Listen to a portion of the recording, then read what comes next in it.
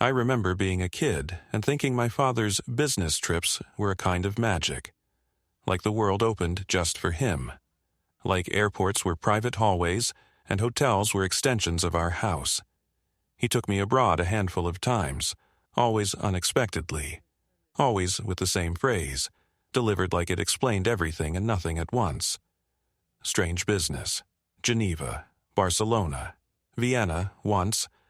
I was too young to understand why a billionaire needed to disappear for 2 hours every afternoon, or why he'd come back smelling like a different soap, his cuff faintly dusted with lavender. I only knew he insisted I come. Me, not my older brother Nate. Like I was part of the luggage he didn't trust anyone else to carry. Back then, I thought it meant I was special. Now, sitting in a probate conference room 3 weeks after his funeral, with my brother across the table and my mother trembling beside me, I understand what I really was. A shield, a witness, an alibi with a child's face.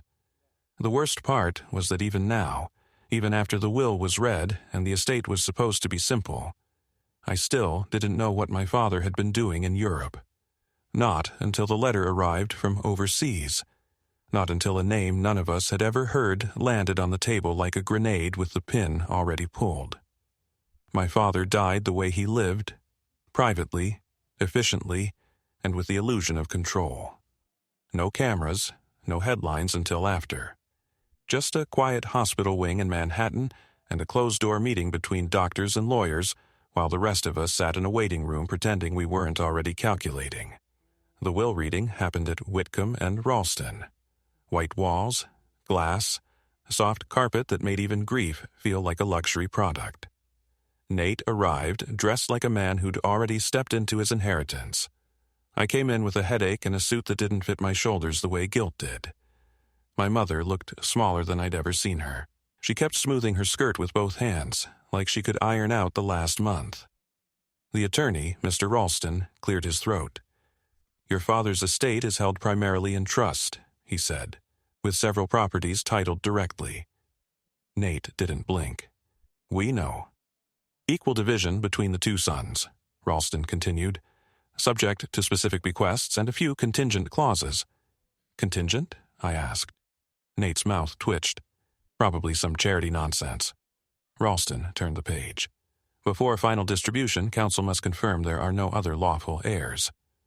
My mother laughed, one short, brittle sound. "Other heirs?" she said. "Jonathan didn't have other children." Nate's eyes flicked to me, quick, warning, and I said nothing. Because at that moment I still believed her. The first rumor came from somewhere stupid, an old driver maybe, or one of Dad's former assistants who'd had too much wine at the memorial. It didn't reach me directly. It reached Nate first, because everything did. He called me that night, his voice sharp with an excitement he tried to hide and couldn't. "Did you know Dad had a place in Europe?" he asked. I stared at my kitchen wall. He had places everywhere. "No," Nate said. "A personal place, not corporate, not listed in the inventory, something the lawyers are suddenly asking about." My mother was staying with me that week, sleeping in the guest room like she was afraid of empty spaces.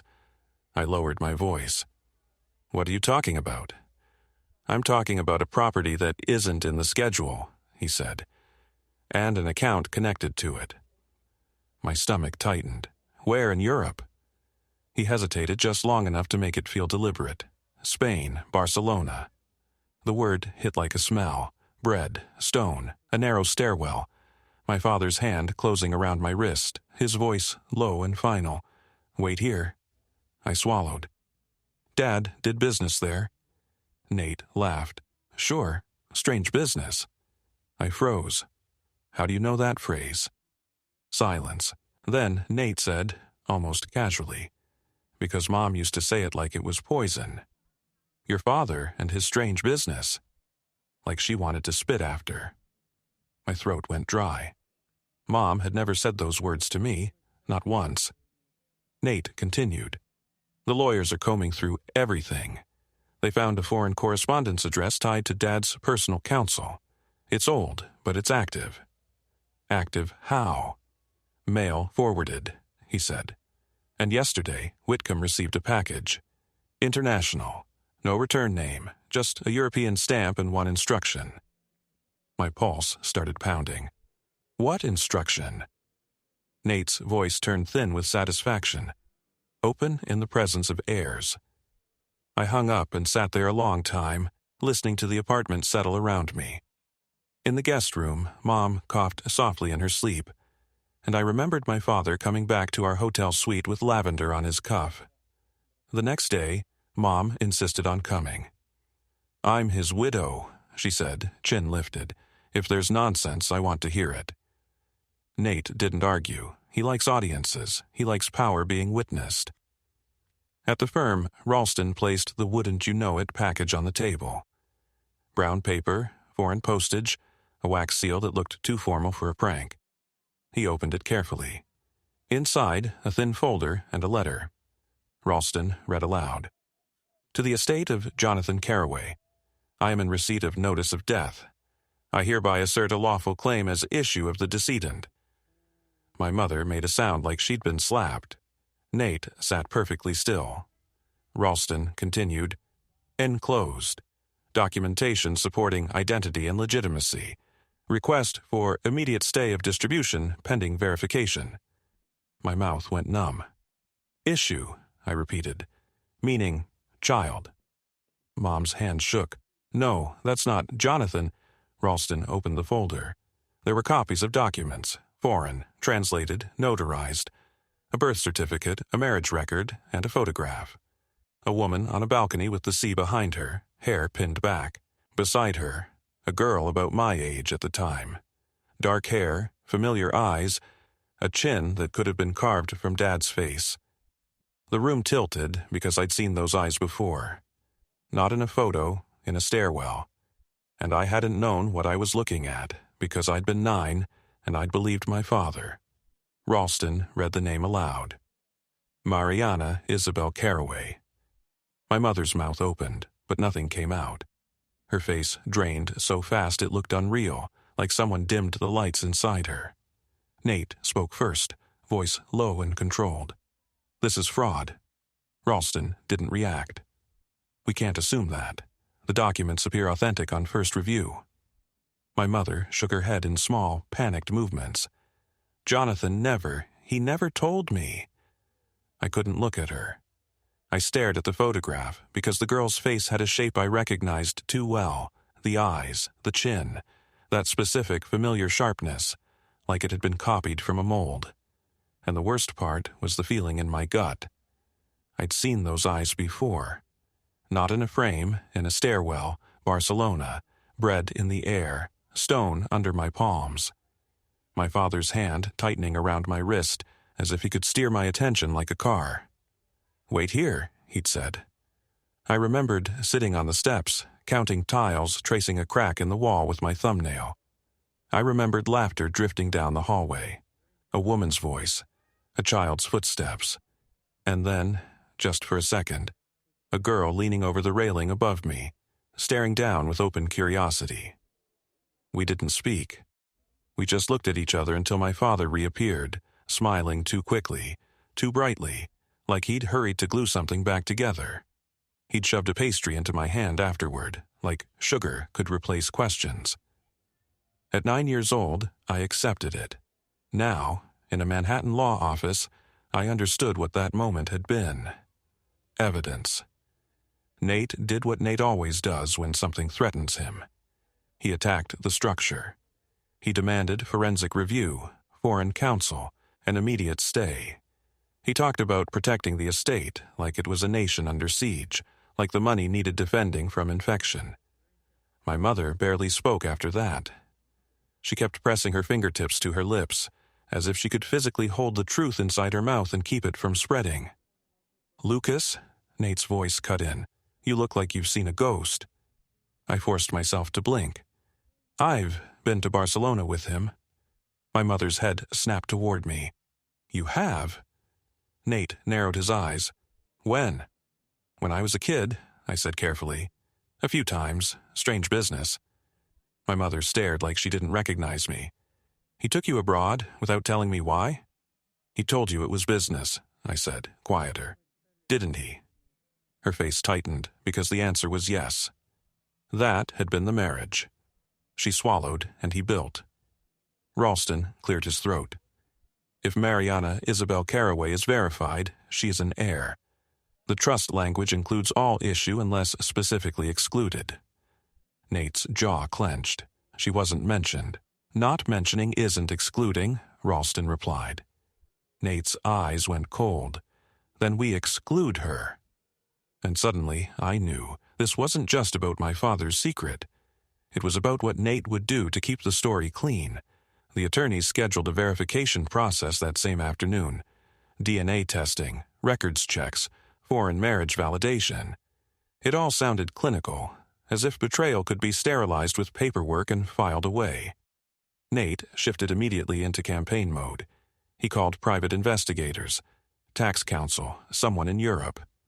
He left the room twice to take calls, speaking in the low, controlled voice he uses when he thinks he's already won. Before the meeting even ended, he pulled me aside. "We're brothers," he said quietly, hand firm on my shoulder. "We don't let strangers take Dad's legacy." I didn't answer the way he wanted, because stranger didn't fit the face in the photograph, and because something inside me had already accepted her existence. Not emotionally, logically, like a puzzle piece clicking into place whether you like the picture or not. That night, my mother wandered my apartment like it wasn't mine, like it was a museum of a life she didn't recognize anymore. She touched things absently, the back of a chair, the edge of the counter. "He was faithful," she said suddenly. I didn't respond. "He was," she insisted louder. "He was always with me, always calling, always—" "Mom," I said gently. "He took me abroad without assistance, without security sometimes. That wasn't business." Her face crumpled. "Why didn't you tell me?" I swallowed. "Because I didn't understand." That was true, but not all of it. The uglier truth was that even as a child, I knew asking questions would break something. And in our house, we didn't break things. We polished them until they looked whole. 2 days later, another envelope arrived. This one wasn't from Europe. It was domestic. Connecticut return address. Handwritten. Ralston opened it and went still. "This is unusual," he murmured. Nate leaned forward. "What now?" Ralston slid the letter across the table. It wasn't legal language, no claim, no demand. It was from the woman in the photograph. Elena Varga. She wasn't asking for money, she was offering a warning. "She will not be coming alone," Ralston read. "There are documents your father kept that you have not yet found, and there are people who will tell you lies about why he took your son abroad. I will not allow my daughter to be made into a villain in a story she did not write." My mother stared at the page, breath shallow. "Elena," she whispered, like saying the name made it real. Nate scoffed.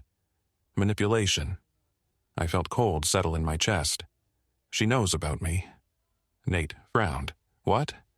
"She wrote your son," I said, "like she knows which one went abroad." My mother's eyes snapped to me, wide with fear.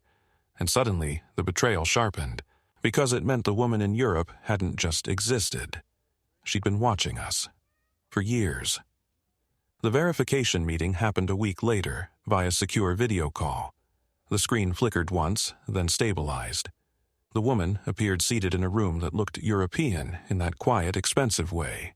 Stone walls, tall windows, light arranged like it had been curated. She was older than the photograph, late 30s or early 40s, hair pulled back, posture controlled. When she spoke, her English was flawless. "I did not come for drama," she said. "I came for what is lawful." Nate smiled politely, the kind of smile he uses like poison wrapped in silk. Lawful is exactly what we're determining. My mother's hands shook in her lap. She stared at the screen like the woman might reach through it and take something. The woman's gaze shifted slowly, deliberately, until it landed on me. And I felt it. That strange click of recognition, like two magnets finally allowed to touch. "You," she said quietly. My throat tightened. "Me?" "You were the boy on the stairs." The room went dead. My mother jerked as if she'd been shocked. What stairs? Nate snapped, sharp. That's not relevant. It's relevant, the woman replied calmly. Because your father didn't just hide me. He built a system around hiding me, and he used that boy as part of it. My mother turned toward me, her voice breaking. Lucas, what is she talking about? I wanted to lie. Lying was the family skill, passed down like an heirloom, but the room already felt like it was on fire. When I was a kid, I said slowly, Dad took me to Barcelona. I waited in a stairwell while he went into an apartment. I didn't know why. I saw a woman and a girl. The woman on the screen inhaled softly. He told me you were his nephew. Nate let out a short laugh. Of course. My mother pressed a hand to her mouth. Jonathan. She stopped herself. Jonathan wasn't here to defend himself. That was the cruelty of dying. You leave everyone else to explain your sins. Ralston cleared his throat.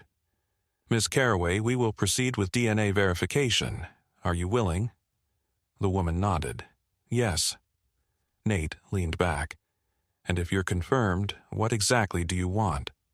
She didn't hesitate. A seat at the table and the truth. Nate's smile thinned. Truth is expensive. Her eyes sharpened. So is lying. The call ended. The screen went dark. My mother sank back in her chair like someone had cut her strings. I didn't know, she whispered. I swear to God I didn't know. I believed her. That was the cruelest part. Nate stood, already texting. We need to move fast, he said, before she gets here. Gets here? I repeated. He looked at me, eyes cold.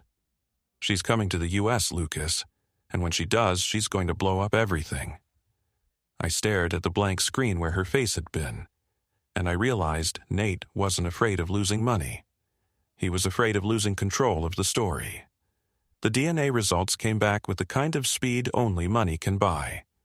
Ralston called us in and skipped the pleasantries. 99.9% probability, he said. Mariana Isabel Carraway is the biological child of Jonathan Carraway. My mother made a small broken sound and covered her mouth with her hand, like she might spill something out if she didn't hold it in. Her eyes stayed dry. Shock has a way of postponing grief. Nate didn't react, not outwardly, but I saw his fingers tighten around the arm of the chair, knuckles whitening just enough to register. So she's real, he said. Ralston nodded. Legally, yes, assuming the foreign marriage record is validated. My mother whispered almost to herself, He was married before me. Yes, ma'am, Ralston said gently. That landed harder than the DNA. A child could be framed as a mistake. A marriage meant intent. Paperwork. Vows spoken in a language my mother never learned. In a country she was never invited to. The marriage record was confirmed 2 days later. Lawful, registered, divorced years after, but never annulled. My mother stared at the table like the wood grain might explain her life. Then another problem surfaced. One Nate hadn't anticipated. The Barcelona apartment wasn't listed in the estate, because it wasn't owned by my father directly. It belonged to an LLC, registered in Delaware, connected to Carraway Holdings through a chain of intermediaries. Nate slid the document toward me, confidence creeping into his voice. See? Corporate asset. It's part of the structure. I stared at the address and felt my skin prickle. My mother spoke quietly. Why would a corporate entity own an apartment above a bakery in Barcelona? No one answered, because the answer was obvious, and saying it would make it real. Nate leaned forward. We need to decide how aggressive we're going to be. Against her? My mother asked, horrified. Against anyone who threatens Dad's design, Nate said. Dad didn't design her, I said. He hid her. Nate's smile sharpened. Exactly. The design was for her to stay hidden. My mother broke then. He cheated on me, she said, the words tearing loose. He had a whole child, and he took my son, my baby, on trips to see her. Her voice cracked on baby. Ralston cleared his throat. There's one more issue. Nate exhaled sharply. Of course there is. Ralston slid a sealed envelope across the table. My father's letterhead, dated 2 years before his death. Written across the front, open only if another heir surfaces. Nate reached for it. Ralston stopped him. Per instruction, it must be opened with all parties present, including Miss Carraway. Nate's face went cold. Mara was coming, and whatever my father buried in Europe was waiting for her, right on schedule. Mara arrived in New York on a gray morning that made the city feel suspended, like it was holding its breath. She came to Whitcomb and Ralston with 2 people, a European attorney and Elena Varga. Seeing Elena in person was unsettling. It was like watching the photograph step out of its frame. Older now, lines around her eyes, posture still exact, disciplined. A woman who had learned long ago that survival required restraint, not noise. My mother sat stiffly beside me. I could feel the tension coming off her, sharp and contained. Nate didn't stand when they entered. He watched them the way he watches hostile takeovers. Quiet, focused, already measuring where to apply pressure. Mara's gaze went to my mother first. It softened, just barely. "I'm sorry," she said. My mother's lips trembled. "Sorry doesn't—" She stopped, swallowing the rest. Ralston placed my father's sealed letter on the table. "Per instruction," he said, "we'll open this now." Mara nodded once. Nate's jaw tightened. Elena didn't blink. Ralston cut the envelope open and read silently for a moment. Something shifted in his expression, subtle but unmistakable. Then he read aloud. "To my children, yes, all of you. If you are reading this, then my secret has become your burden. I'm sorry. I was never good at apologies." Nate scoffed. My mother flinched. Ralston continued. "Mariana, you were never meant to be a weapon. You were meant to be protected. Lucas—" My chest tightened. "Lucas, I took you on those trips because I wanted you close when I did what I did. It was cowardice disguised as fatherhood." My mother inhaled sharply. "What did he do?" Ralston didn't pause. "There is a property in Barcelona held through Carraway entities. It is not merely an apartment. It contains original documents. Do not let Nathaniel access them first." Nate leaned forward. "Excuse me?" Mara's eyes sharpened. Elena's fingers curled against her bag strap. Ralston read on. "Nathaniel will claim this is an attack. It isn't. It's accountability. He has been moving money in ways he believes are invisible. If he denies it, open the second file in my safe deposit box." The room went completely still. My mother whispered, "Nathaniel, what is he talking about?" "He's dead," Nate snapped. "He doesn't get to rewrite—" Ralston raised a hand. "There are standing instructions." Mara looked directly at Nate. "So, your father didn't just hide me," she said calmly. "He hid you from yourself." Nate stood abruptly. "This is manipulation." I swallowed. "What's in Barcelona?" Elena answered quietly. "Proof." Mara didn't look away from Nate. "We're going to Barcelona." He laughed, sharp and humorless. "No, you're not."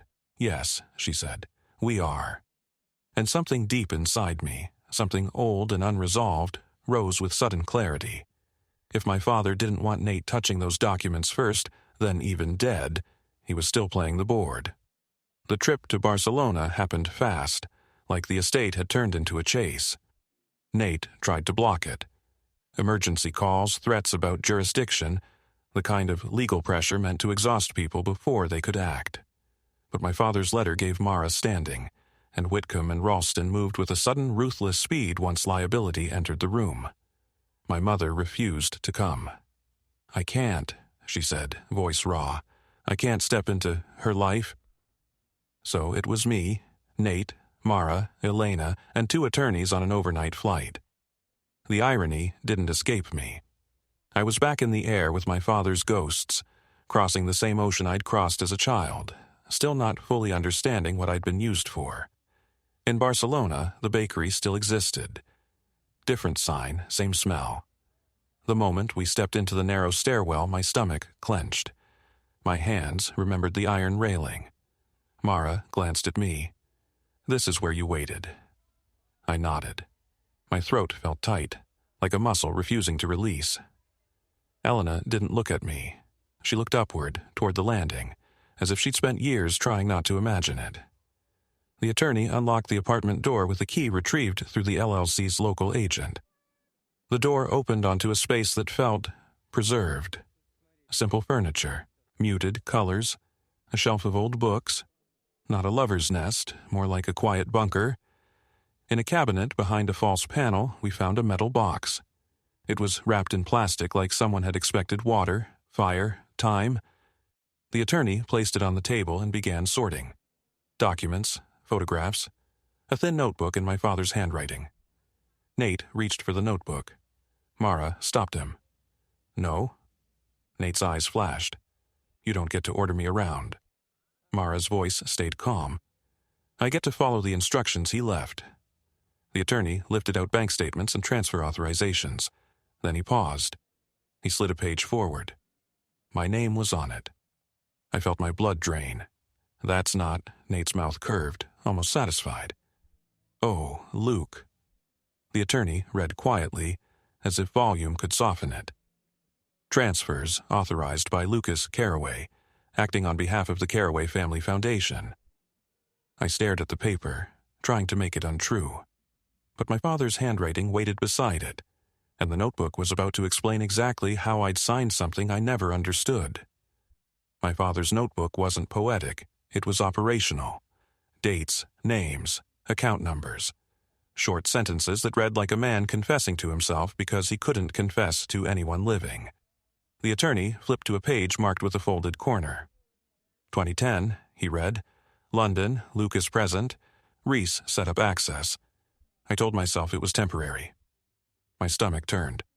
Another line. Nathaniel suspects. Wife suspects. Used Lucas as buffer. Cowardice. I stared at the ink like it could rearrange itself into something kinder. Nate leaned back, almost amused. "So, now you remember signing things?" I swallowed. I remember papers. I remember him saying it was for the foundation. Harmless. Nate's eyes glittered. "That's what he told you because you were easy." Mara's gaze stayed fixed on the notebook. Elena's jaw was tight, her hands clasped so hard her knuckles were pale. The attorney turned another page. Elena signed under pressure, he read slowly. Wife threatened disclosure of ministry contract. I allowed it, told myself it was protection. Elena flinched like she'd been struck.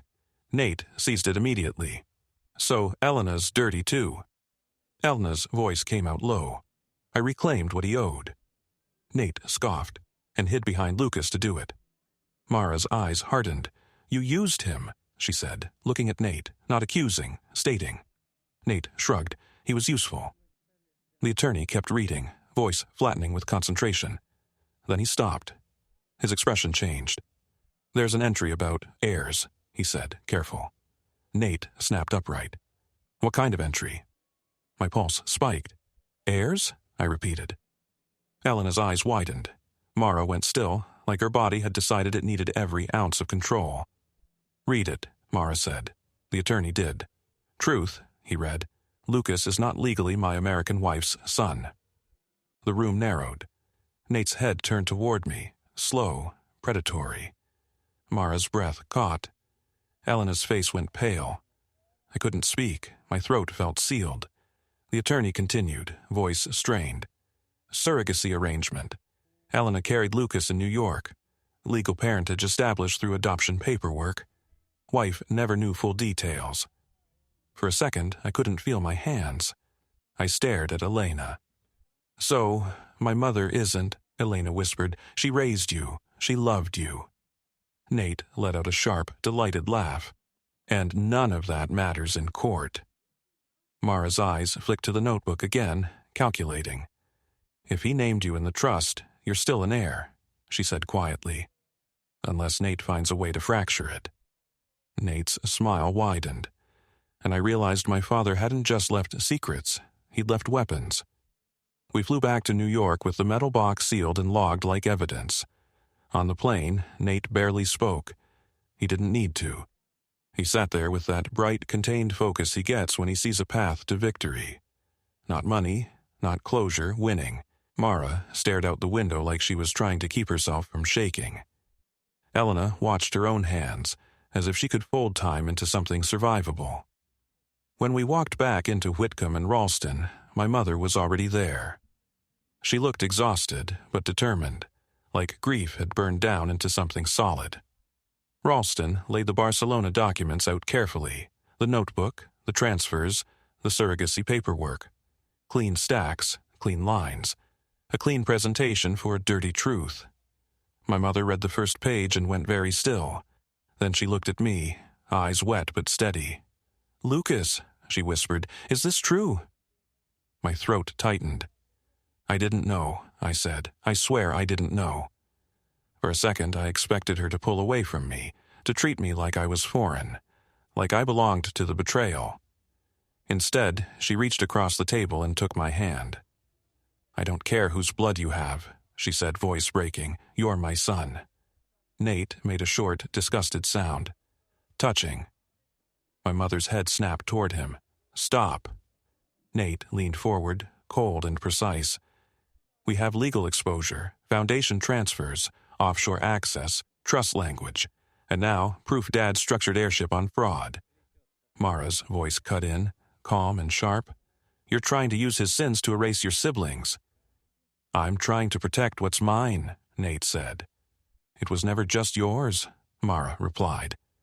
Ralston raised a hand. "The trust recognizes Lucas by name," he said carefully. "Adoption paperwork doesn't negate that." Nate's eyes narrowed. "Unless we challenge execution based on material misrepresentation." Ralston didn't deny it. He just looked tired. "It would be complicated." Nate stood. "No, I'm done pretending we're a family." He looked at me, and there was something almost relieved in his cruelty, like he'd been waiting years to say it. "Lucas," he said quietly, "you're not my brother." My mother gasped. "Nathaniel!" Nate didn't even glance at her. He looked at Mara next. "And you," he said, voice softening into something worse. "You can have your seat at the table." His smile went razor thin. "I'm going to flip the table." He walked out. The door clicked shut behind him, small, precise sound, and in the silence that followed, we all understood the same thing. My father didn't just leave an estate. He left a story with fractures built into it, and Nate had just decided to use every crack.